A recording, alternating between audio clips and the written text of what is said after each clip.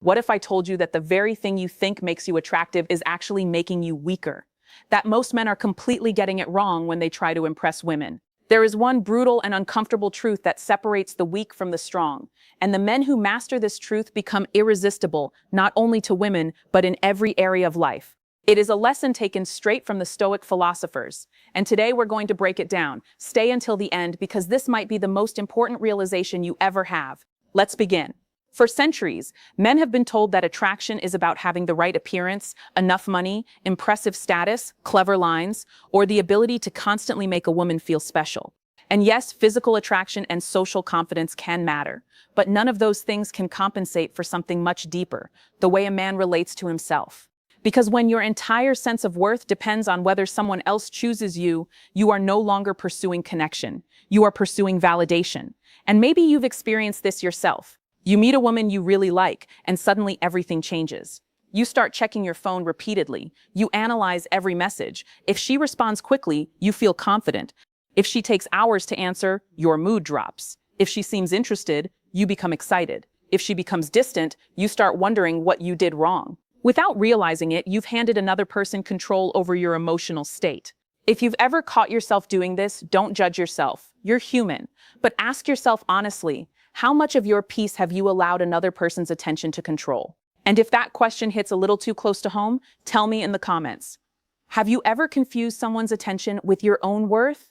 Your answer might help another person watching this realize they aren't alone. This is where the ancient Stoics understood something surprisingly relevant to modern relationships. They didn't teach men to become cold, emotionless, or manipulative. They taught something far more powerful. Learn to govern yourself. Learn to distinguish between what belongs to you and what never belonged to you in the first place. Mary Smith, host of Senior Mindful Living YouTube channel, the Stoic idea begins with a simple distinction. You control your choices, your actions, your responses, and the values you live by. You do not control another person's feelings, attraction, attention, or decision. That distinction sounds simple, but living by it can completely change the way you approach relationships. Imagine two men meeting the same woman. The first man immediately becomes focused on winning her approval. He changes his opinions to match hers. He exaggerates his achievements. He constantly sends messages because he wants reassurance.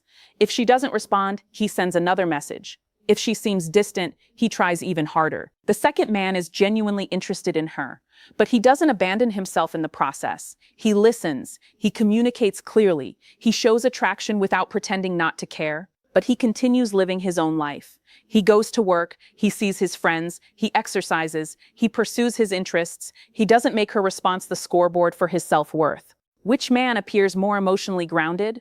The difference isn't that the second man cares less. In many cases, he may care deeply. The difference is that he doesn't need another person to constantly prove that he is worthy. That's self-mastery. And this is one of the most important misconceptions about Stoicism and attraction. Emotional strength doesn't mean suppressing your feelings. It means learning how to feel something without allowing that feeling to automatically dictate your behavior. You can be nervous and still communicate confidently. You can miss someone without desperately chasing them. You can feel disappointed without becoming bitter. You can be attracted to someone without putting them on a pedestal. And you can genuinely want a relationship while still being emotionally prepared for the possibility that the relationship may not happen. That last one is difficult because many people don't actually fear rejection itself. They fear what rejection seems to say about them. If she doesn't want me, maybe I'm not attractive. If she chooses someone else, maybe I'm not good enough. If she stops responding, maybe I've failed. But rejection is information about compatibility, circumstances, timing, preferences, and another person's individual choice. It is not a universal measurement of your human value. This is where detachment from outcomes becomes powerful. Detachment doesn't mean pretending you don't care. It means caring about the process while releasing your obsession with controlling the result. Think about applying for a job. You prepare your resume, you practice your interview, you arrive prepared, you communicate your strengths. But after the interview, you cannot control whether someone else chooses you. The same principle applies to relationships. You can control whether you're respectful, you can control whether you're honest, you can control whether you communicate clearly, you can control whether you're developing yourself, but you cannot control whether another person feels chemistry. And once you truly accept that, something changes inside you.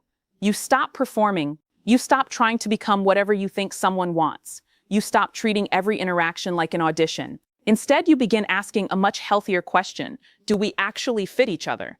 That's a completely different mindset.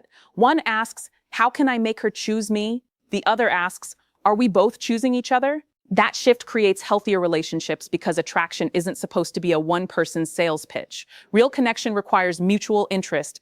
There's another important piece here, emotional regulation. Imagine you send a message to someone you're interested in. 20 minutes pass, nothing. An hour passes, nothing. 3 hours pass. Your mind starts creating stories. She's losing interest? Maybe I said something wrong. Maybe she's talking to someone else. Now notice what happened. You don't actually know what happened, but your brain has filled the information gap with a threatening explanation. Psychology has long shown that uncertainty can produce anxiety, especially when something emotionally important is at stake. The mistake isn't experiencing the anxious thought. The mistake is immediately treating the thought as fact. A self-controlled person learns to pause. Instead of reacting, he asks, what do I actually know? I know she hasn't responded. That's it. Everything else is interpretation. That simple pause can prevent hours of unnecessary emotional turmoil and, more importantly, prevent impulsive behavior. So here's a practical exercise you can use today. The next time something happens in a relationship that triggers you, don't immediately send a message, make a demand, withdraw dramatically, or create a story in your head. Take 3 slow breaths. Then separate the situation into 3 categories: what happened, what I'm feeling, what I'm assuming. For example, what happened? She hasn't replied. What am I feeling? I'm anxious and disappointed. What am I assuming? I'm assuming she doesn't care about me. Now you have space between reality and interpretation. That space is where self-control begins. And there is another habit that can dramatically change your confidence. Stop making one person the center of your emotional universe. Your relationship should be part of your life, not the replacement for your life. Maintain friendships, keep learning, take care of your body, develop meaningful interests, work toward goals, spend time alone without constantly reaching for your phone. Why? Because a fulfilling life creates emotional stability that doesn't depend on romantic attention. And this isn't about pretending you don't need people. Humans are social beings. Connection matters. Love matters. Companionship matters. The goal isn't independence at the expense of intimacy. The goal is interdependence. 2 people who can stand on their own while intentionally choosing to walk together. There's a beautiful difference between I need you so I can be whole and I am whole and I want to share my life with you. The second creates room for love without turning love into survival. Now let's talk about validation. Validation feels good. Everyone enjoys being appreciated. There's nothing wrong with wanting affection or recognition. The problem begins when external validation becomes your emotional fuel. If compliments make you feel valuable and criticism makes you feel worthless, other people have become the managers of your self-esteem. And that's exhausting. You don't need to stop enjoying compliments. You need to build an internal source of confidence. One way to do that is to create evidence you can trust. Don't tell yourself, I'm amazing, if you don't believe it. Instead, make promises to yourself and keep them. If you say you'll exercise 3 times this week, do it. If you decide to read for 20 minutes, do it. If you tell yourself you'll stop contacting someone who repeatedly disrespects your boundaries, follow through. Every time you keep a promise to yourself, you're building self-trust. And self-trust is much deeper than confidence based on compliments. Eventually, you don't need to constantly tell yourself you're strong. You know you can rely on yourself. That's the kind of confidence that tends to be calm rather than loud. And this brings us to purpose. One of the most attractive qualities in any person isn't simply ambition. It's engagement with life. A person who has something meaningful to pursue tends to develop depth. Maybe it's building a business. Maybe it's caring for family. Maybe it's mastering a craft. Maybe it's volunteering. Maybe it's learning. Maybe it's becoming healthier. Maybe it's creating something that didn't exist before. Purpose gives your attention somewhere meaningful to go. Without purpose, romantic attention can become disproportionately important. You begin using relationships to escape boredom, loneliness, insecurity, or dissatisfaction. But when your life has meaning, romance becomes an addition rather than an emergency. And here's the part that many people misunderstand. You don't become attractive by acting like you don't care. You become more grounded when you genuinely have something you care about. There's a huge difference. Pretending to be unavailable is a strategy. Having a meaningful life is a reality. Ignoring someone's message deliberately to manipulate them is not stoicism.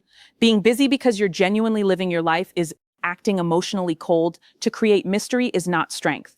Being able to communicate your feelings without losing yourself is strength. Trying to make someone jealous is not confidence. Knowing that you don't need to compete for someone's affection is confidence. And if someone consistently makes you feel that you must earn basic respect, the answer isn't necessarily to chase harder. Sometimes the strongest response is to step back. Ask yourself, is this relationship bringing out the best version of me? Or am I becoming someone I don't recognize just to keep it? That question can reveal more than 100 dating strategies. Consider a real-life example.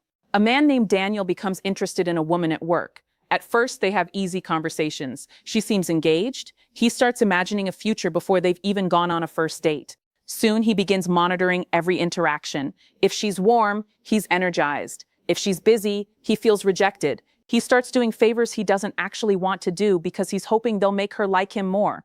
Eventually, he's frustrated because he feels he's giving everything and receiving very little. But the problem wasn't that he cared. The problem was that he was trying to purchase emotional security through effort. A healthier approach would be simple. Express interest, invite her to spend time together, give her room to respond, pay attention to reciprocity. If she shows interest, explore the connection. If she doesn't, accept the information and continue living your life. That's not giving up. That's emotional maturity. And here's a question worth sitting with tonight. What would change in your relationships if you stopped trying to convince people of your worth? Maybe you'd speak more honestly. Maybe you'd stop tolerating disrespect. Maybe you'd stop over-explaining yourself. Maybe you'd stop chasing people who repeatedly pull away. Maybe you'd become more comfortable saying, I like you, but I also respect myself. That is the heart of self-mastery. The Stoics weren't promising that emotional control would make every person fall in love with you. That's not realistic, and it's not the purpose of philosophy. The deeper promise is that you can become less controlled by circumstances. You can become the person who doesn't collapse when someone says no. The person who doesn't become arrogant when someone says yes. The person who can experience attraction without losing judgment.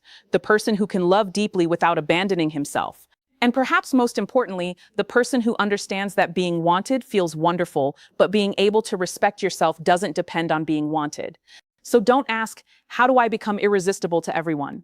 Ask a better question. How do I become someone I genuinely respect, build discipline, develop emotional awareness, protect your boundaries, keep your promises to yourself, pursue meaningful goals, communicate honestly, choose people who choose you, and when rejection comes, let it teach you without letting it define you. Because the strongest person in the room isn't necessarily the loudest, richest, most attractive, or most dominant. Sometimes it's the person who can quietly say, I know what I want, I know what I value, I know what I can control, and I don't need to destroy my peace to get what I want. That is real strength. And ironically, when you stop obsessing over becoming attractive, you often become more attractive, not because you've discovered a secret trick, but because you're no longer performing for approval. You're simply present. You're confident enough to listen, secure enough to express interest, strong enough to accept rejection, and mature enough to walk away from what doesn't align with your values. If this message gave you a different perspective on attraction, take a moment to like the video and share it with someone who might need to hear it. And if you're building this kind of self-mastery in your own life, subscribe to Senior Mindful Living and stay with us for more conversations about psychology, relationships, confidence, and emotional strength. Before you leave, I want you to answer one question in the comments. What do you think is the hardest part of self-mastery, controlling your emotions, letting go of validation, accepting rejection, or staying committed to your purpose? Your answer could start a conversation that someone else desperately needs. Remember, you don't become powerful by controlling other people. You become powerful by learning to control the one person you actually can control, yourself. And once you understand that, you stop chasing approval and start building a life that doesn't require anyone else's permission to be meaningful.